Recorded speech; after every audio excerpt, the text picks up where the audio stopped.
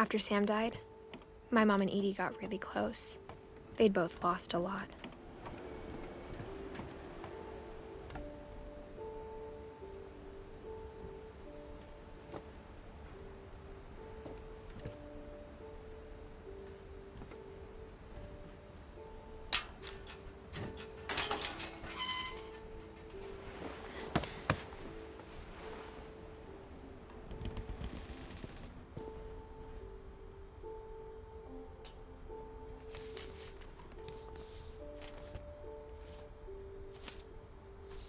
Dear Kay, do you remember the way Gregory used to laugh when he thought he was alone?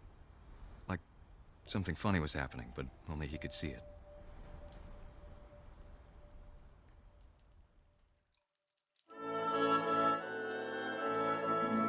I think he saw things the rest of us don't.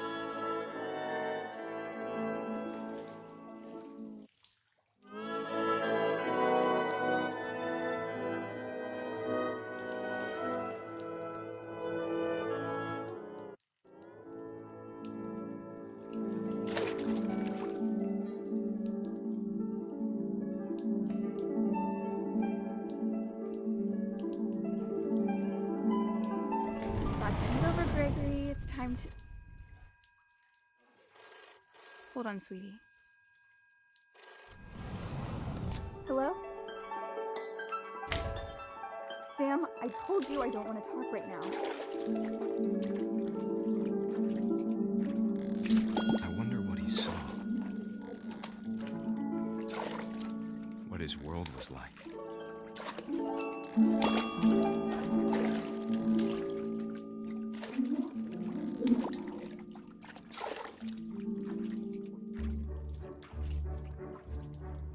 He reminded me so much of Calvin.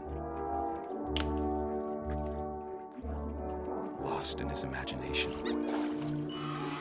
Whatever it was, he saw.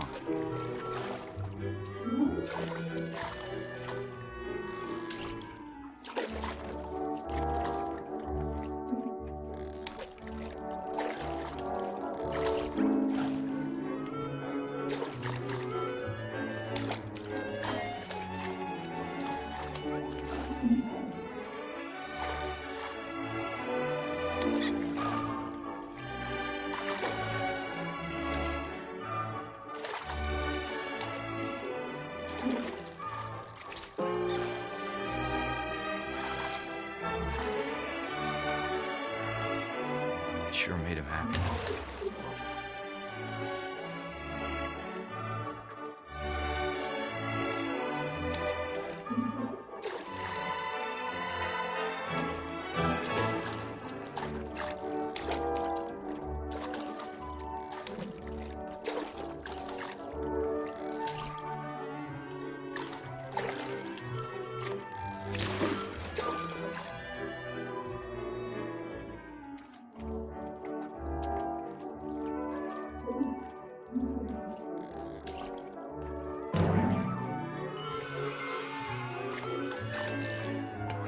I know how silly it sounds.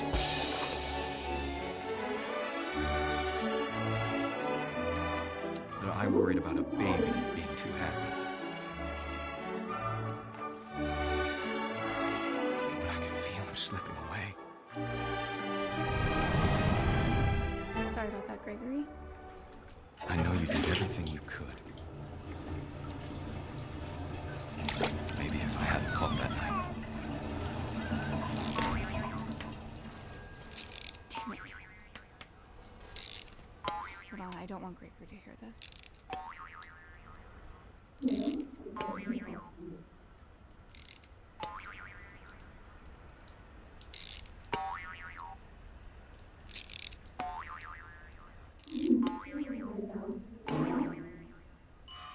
I wish he could have told us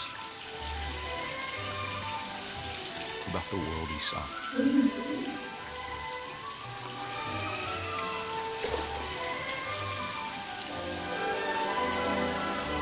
There's so much I don't understand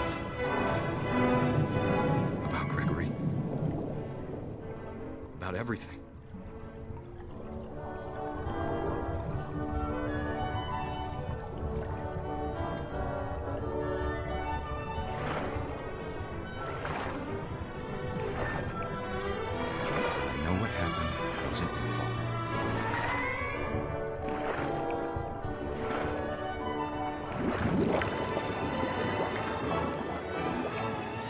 I'm sure he's happy.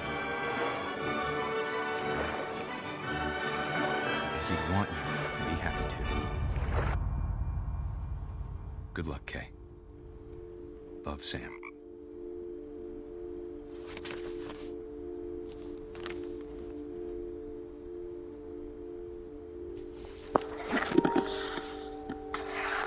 Bon bah alors ça, c'était la pire mort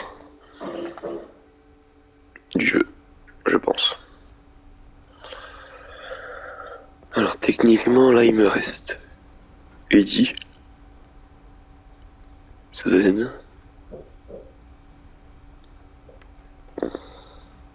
il me reste Gus, Down, Milton et Lewis, et Sanjay.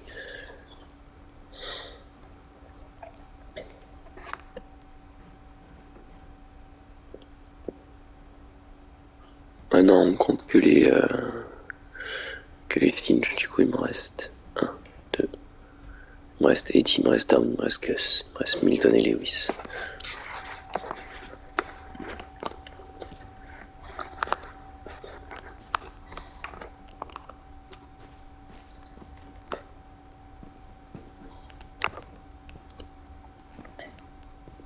I can't imagine my mom ever writing poetry, yet. Ah ben voilà Gus. A poem for Gus, who always said the wedding was a bad idea. Our father never hit us kids, at least not very hard, before the day my brother said with teenage disregard that he'd be dead before he'd see a wedding in our yard.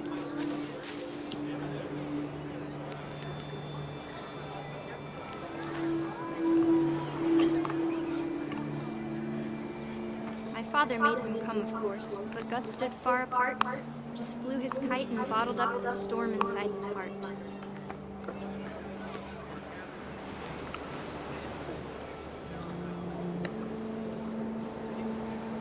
I tried to talk him out of it, but though he'd never met me, we don't need a stepmom, were the words that I now pronounce you husband and wife. You may kiss the bride.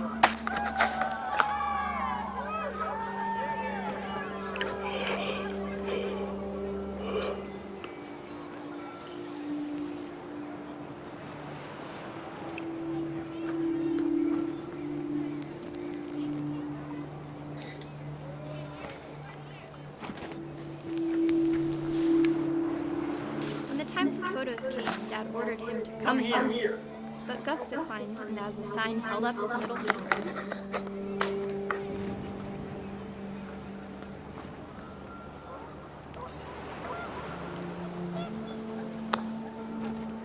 The wind picked up, and panicked geese appeared and quickly went.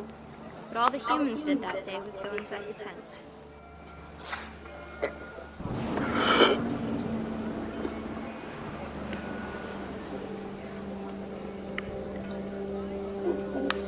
D'accord.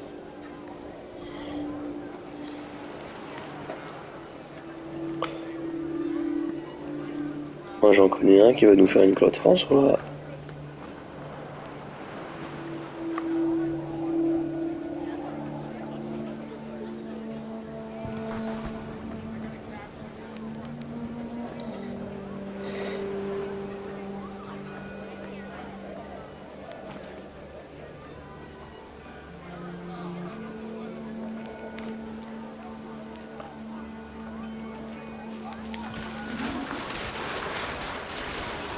C'est nous le vent donc. The rain came down in buckets then, but no one seemed afraid that nature might destroy the tent our dad had crudely made.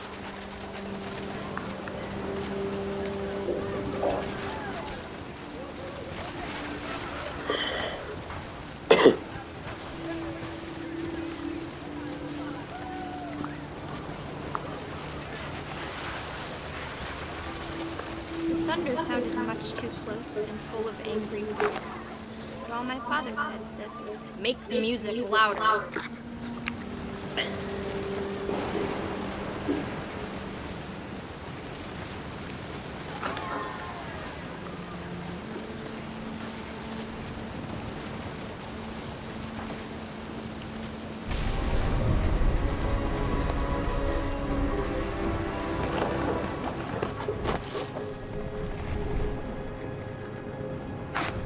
I wish that I could truly say I thought about you on that day.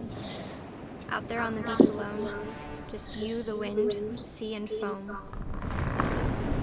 But I didn't, until we found you.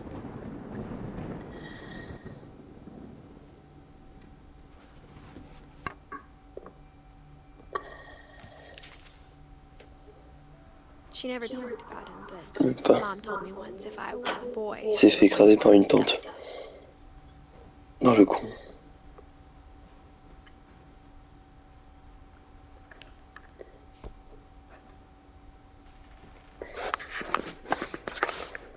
Ah, dis donc, mon vieux, t'étais pas très fut-fut, toi.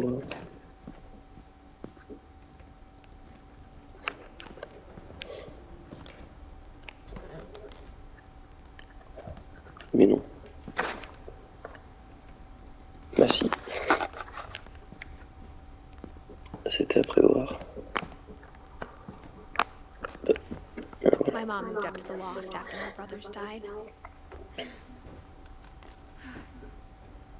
At the time, it was as far away as she could get.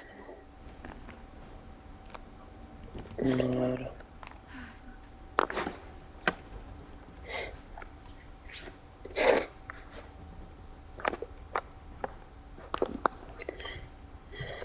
She spent a summer building houses in Calcutta, where she met my dad, Sanjay.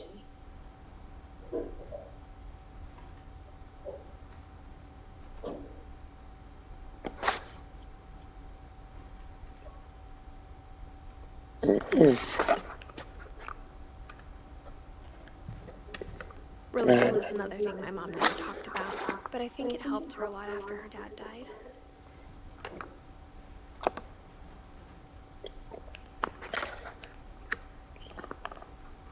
Parce que là, tu vas me dire que tout le monde est le plus My vivant mom possible. moved to India a week after graduation and got a job teaching English. Louis was born a year later.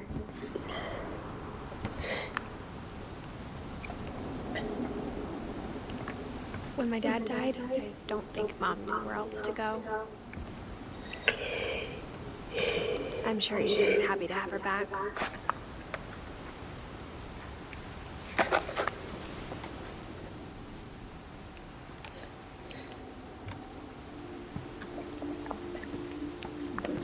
The house had to get a little bigger, but Edie was used to that.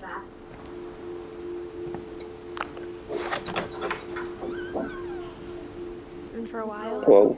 things were good. Almost normal.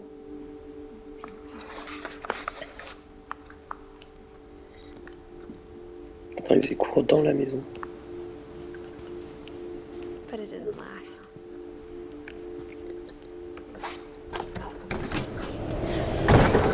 The beginning of the end was Milton's 10th birthday, when Edie gave him a castle. Ah ouais.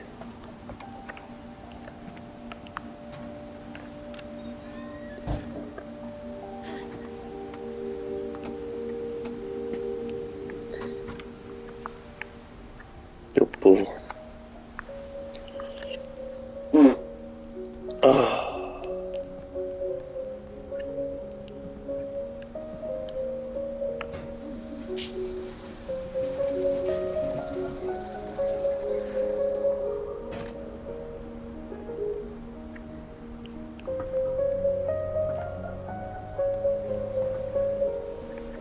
D'accord, après il faut passer par en face du coup. Pour avoir le reste.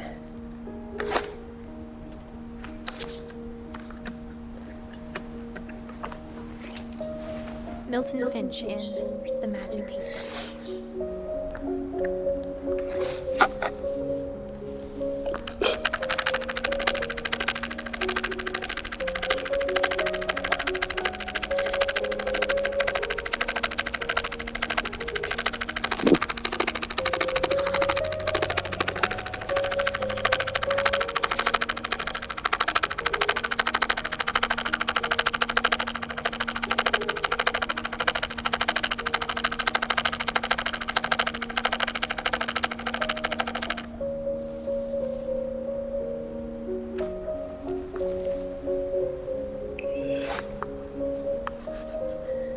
I was 4 when Milton disappeared.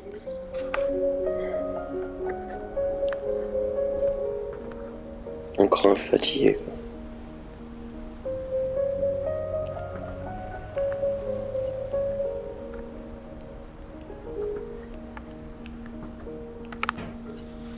Mom spent months searching for my brother. Then she sealed the doors.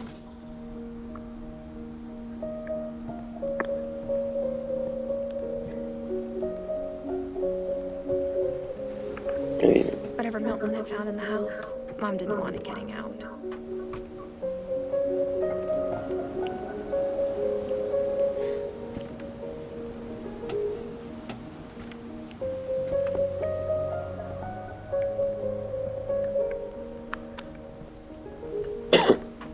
Bon allez. Ce sont 2 minutes de faire les idiots. Il me reste encore des salles à découvrir. Et avance.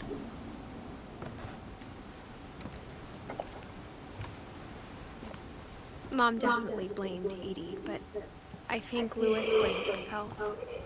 After he graduated, he just spent more and more time in his room. Until Mom got him a job at the cannery.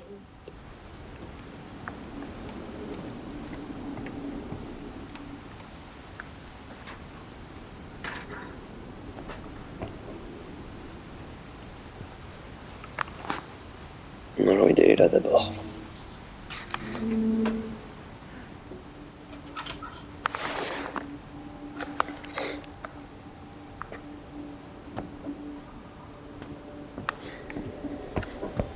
Louis's room smelled very, very familiar. That part of him lived on.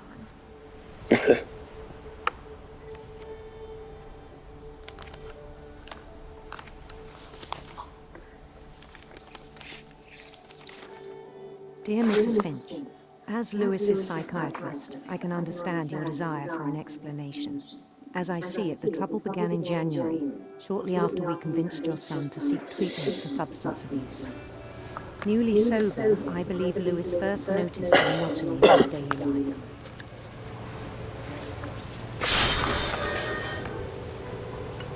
He kept working at the cannery, but he withdrew part of himself. In our sessions, I saw the same behavior. His mind began to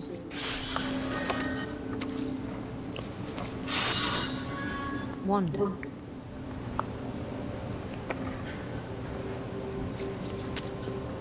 I asked him to describe it. He said he started small, imagining a labyrinth. He'd feel his way about. Then something moved. Bats. And toads.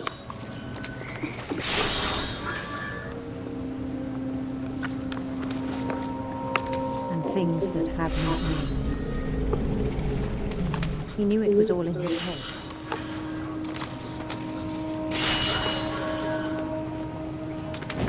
He took it very seriously. I had hoped he'd find himself.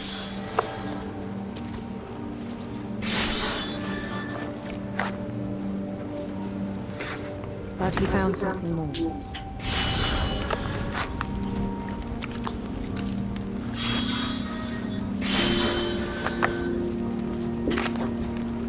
I worried about him then.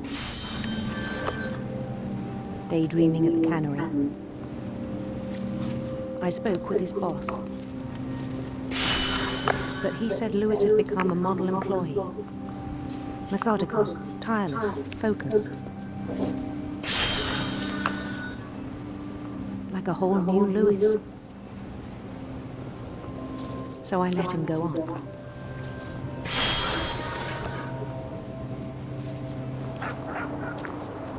I even encouraged him. It seemed very promising at first. He told me he'd made a new friend.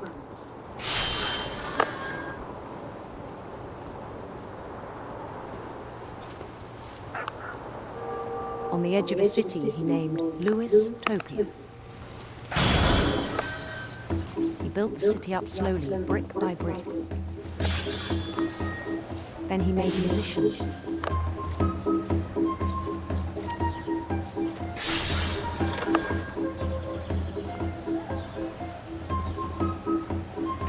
some songs for them to play.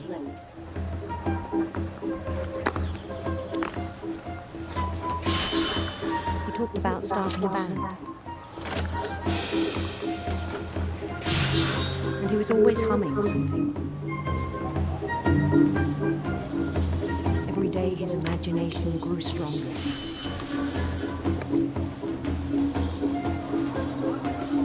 He no longer spoke at the cannery.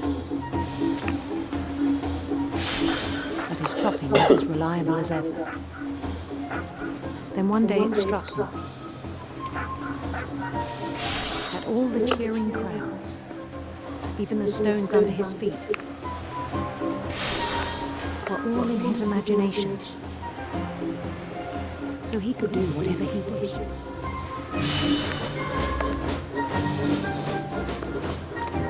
He held an election for men. And he won. They begged him to stay, but his mind was already wandering.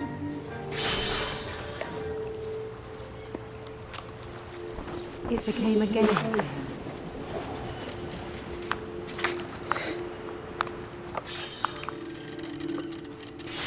He'd conquer a city, then immediately push on.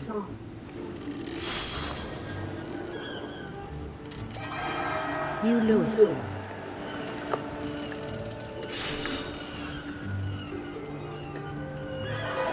St. Louis. He started drifting away from our reality.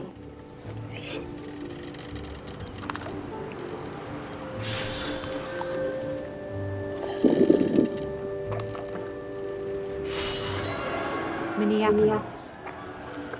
Until one day he forgot to go home from the cannery. Even as his mother pleaded with him, part of Louis kept sailing on.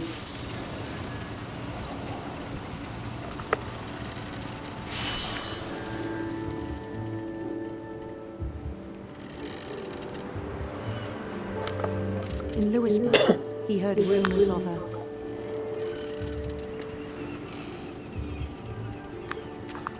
handsome queen.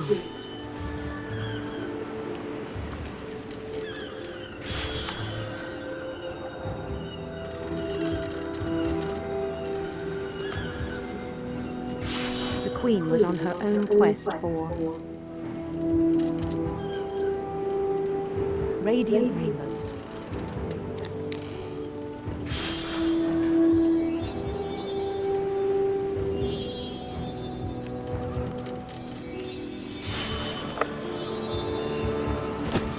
He followed the sound of her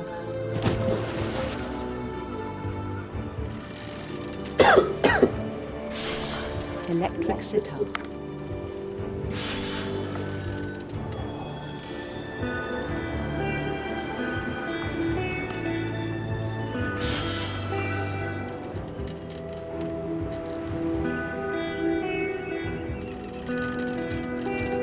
His chase led him to a golden palace east of the sun and west of the moon.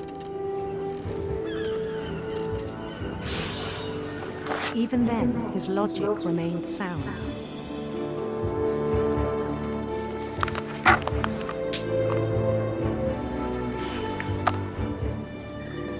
He knew the world was all in his imagination.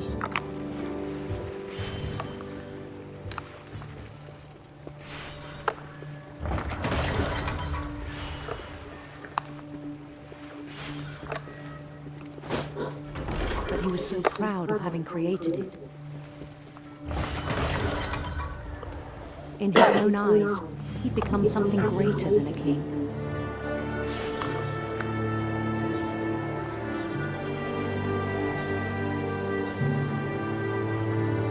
For someone who'd never known success in the real world, I think it was overwhelming. And then it struck him that the real Louis was not the one chopping salmon, but the one climbing the steps of a golden palace.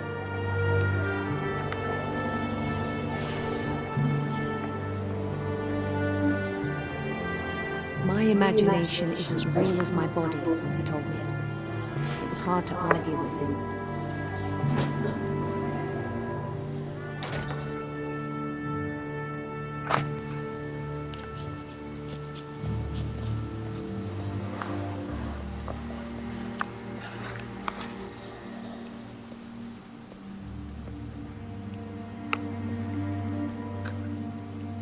began to forget the world we know.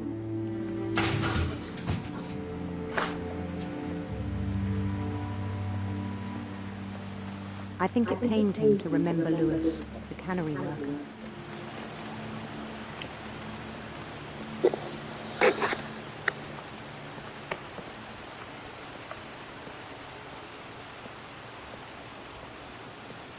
He began to despise the man with a royal contempt.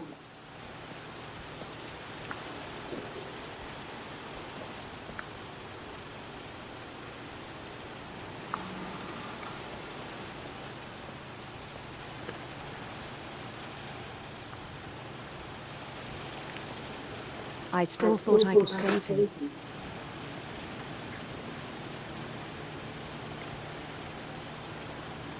Even after he said he was being crowned king over all the lands of wonder.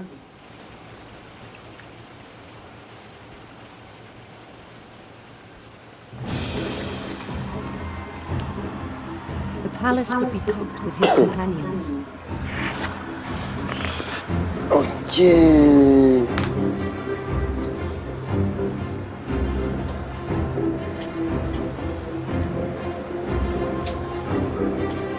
Je sais pas ce qu'il avait pris lui, mais c'est du lourd. Hein. Including the wise Calico, who insisted on advising.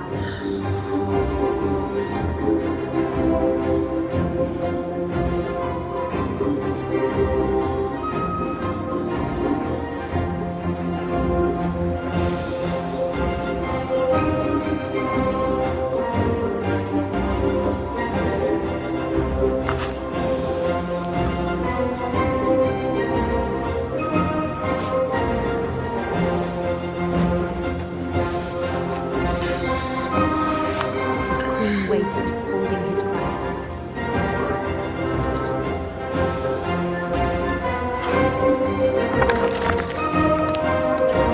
There was only one thing left to do.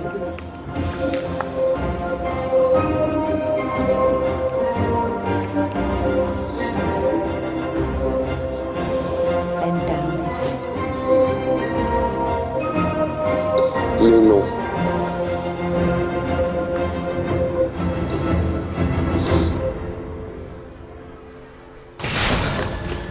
I think you know.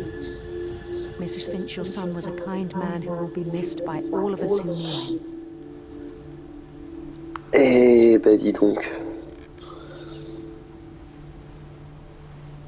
On peut dire qu'il a perdu la tête. My brother was really cool. I wish you could have met him. Donc du coup il en manque deux là. Et j'ai fini. Propre. Propre, propre, propre. Ah, écoutez, c'est super. Oh. Lewis and I spent a lot of time playing games together, but he was surprisingly bad at them. He died a lot.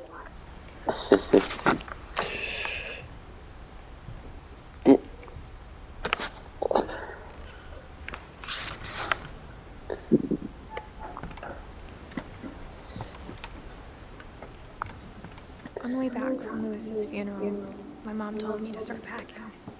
She waited until the day before we left to tell Edie.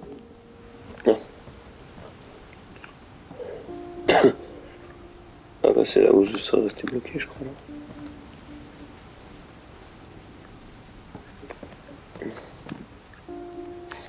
I'm not sure if she wanted to make it easier or harder.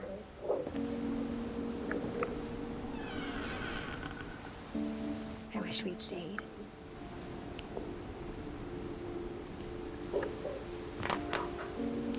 But I understand why we left.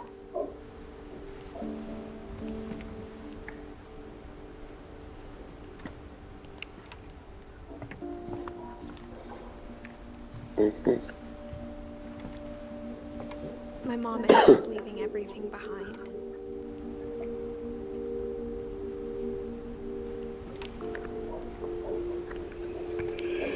Et elle a eu raison.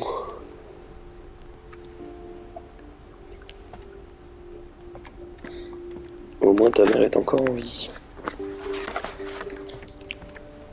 What happened that night had been coming for a long time. Maybe it should have come sooner.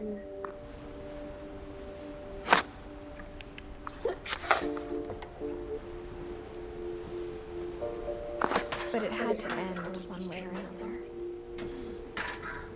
All that's left now is to tell you about that last spade.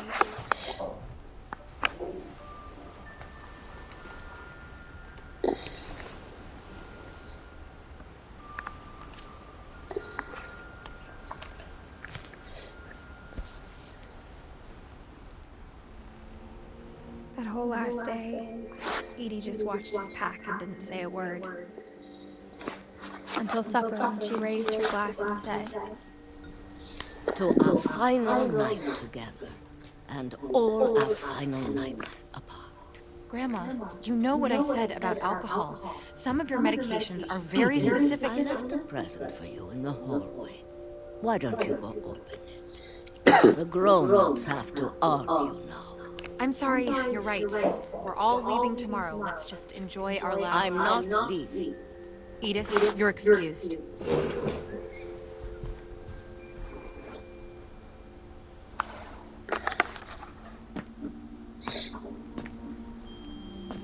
the power had been shut off that morning, but Edie always had plenty of candles. When my mom said the library, I don't think she knew about the other entrance. Or that Edie had a key to it.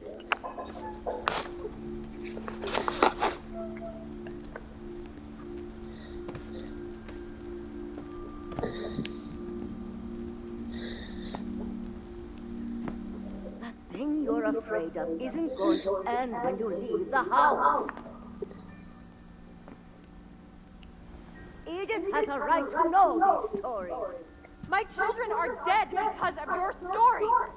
I think it's best if Edith and I leave tonight.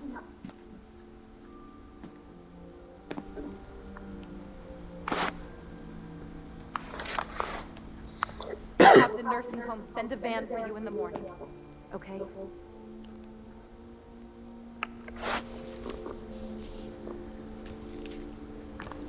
Dear Edith, there's so many stories I wish I could tell you, but there's only time for one. This is about what happened on the night you were born. That night, the tide went way, way out.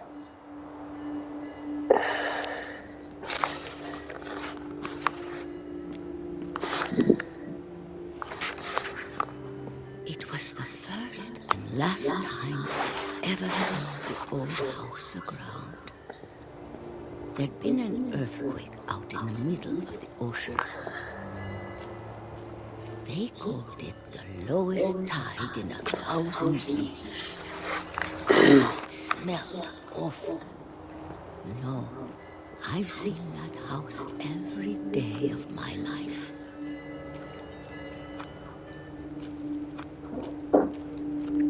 But I never thought I'd go back to it. When the fog rolled in, I lost my way.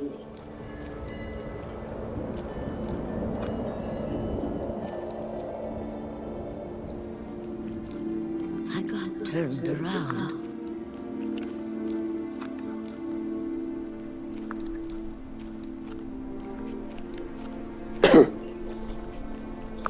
I started seeing things I'd forgotten had ever existed.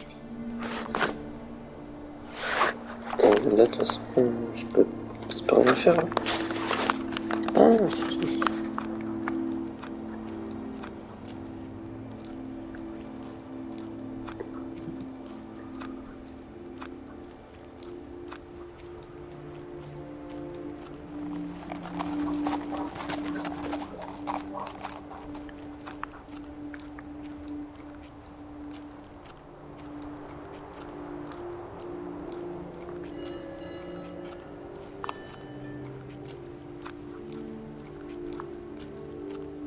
But when I saw them, they felt like old friends. That night, a lot of things came back to me. Or maybe I came back to them.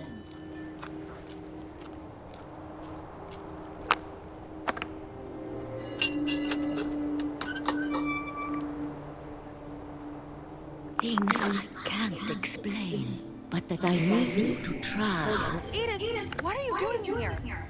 It's mine. Edith! Mom, you're gonna rip it! Let go! I kicked and screamed, but Mom dragged me to the car.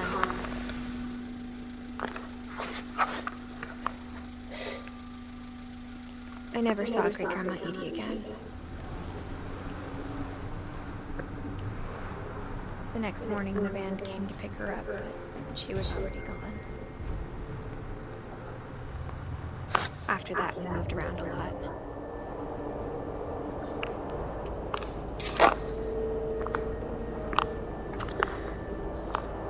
We both tried to make the best of it.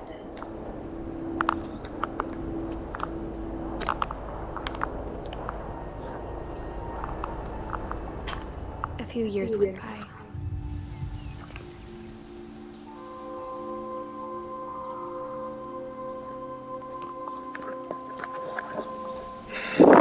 To talk about it. She started getting sick a lot.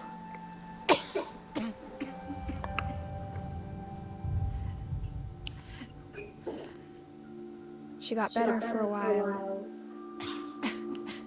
and then she didn't. And then I was alone. The last Finch left alive.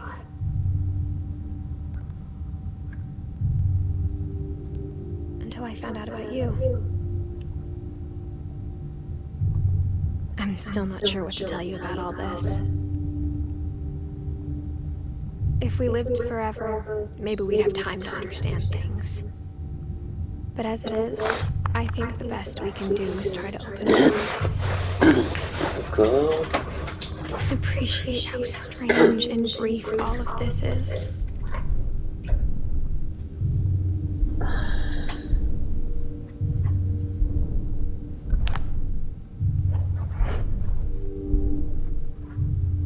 This journal was supposed to be for you, but now I hope you'll never see it.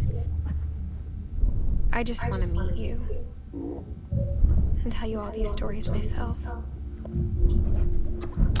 But I guess if you're reading this now, things didn't work out that way.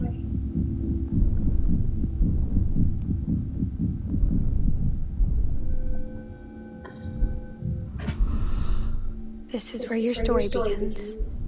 I'm sorry I won't be there to see it. It's a lot to ask, but I don't want you to be sad that I'm gone. I want you to be amazed that any of us ever had a chance to be here at all. Good luck.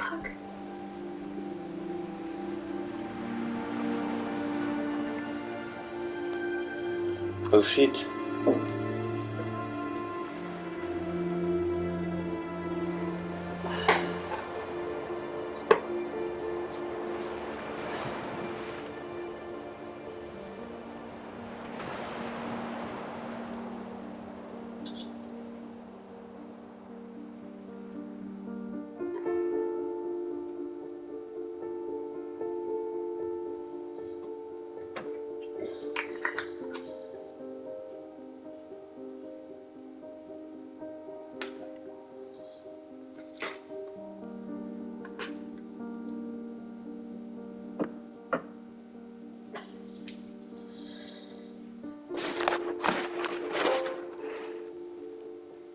Et ben voilà.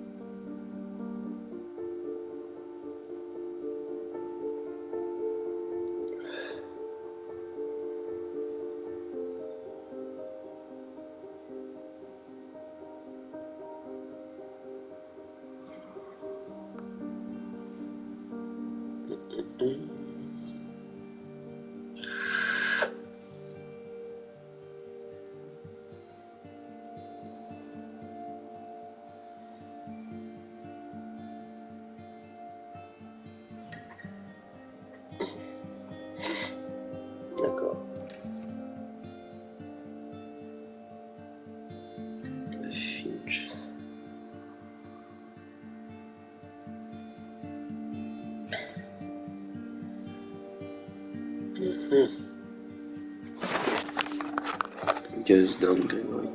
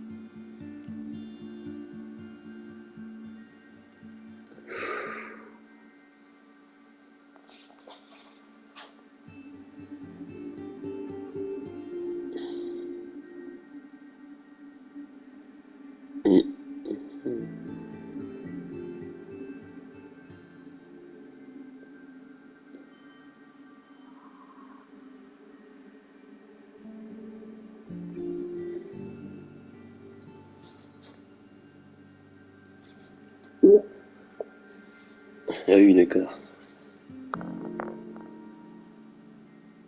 C'est bon, on a fini là.